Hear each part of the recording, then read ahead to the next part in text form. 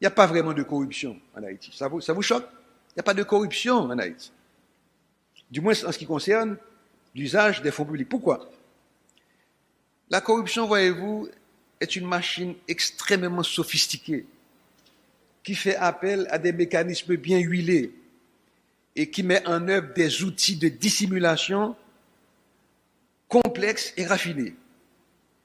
Elle exige la manipulation de systèmes d'information extrêmement élaborés et des montages institutionnels que les acteurs impliqués ici, qu'ils soient publics ou privés, ne prennent pas le temps de maîtriser. Nous avons ici affaire plus, comment dirais-je, ouvertement à ce que j'appelle des voleurs de grands chemins, qui dédaignent les précautions les plus élémentaires pour dissimuler leur forfait. Regardez par exemple, avec quelle naïveté, je dis naïveté, mais je devrais dire un autre mot, quelle absence de précaution les dirigeants, nos dirigeants, ont dilapidé des milliards du Fonds Pétro-Caribé, sans aucune précaution.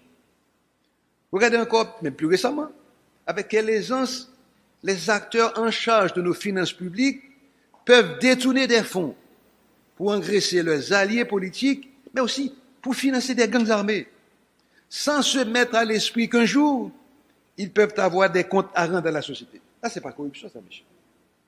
Ce n'est pas de la corruption, ça. Alors, de sorte que nous risquons de perdre notre temps à parler de corruption quand les acteurs ne courent aucun risque d'être mis en cause pour les fautes qu'ils ont commises lorsqu'ils peuvent échapper à toute enquête qui pourrait aboutir à leur mise en accusation.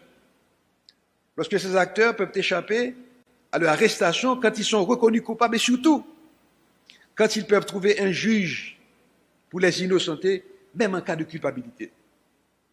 Ou enfin, ce qui est tout aussi grave, quand l'immunité institutionnelle fonctionne comme la couverture légale de l'impunité.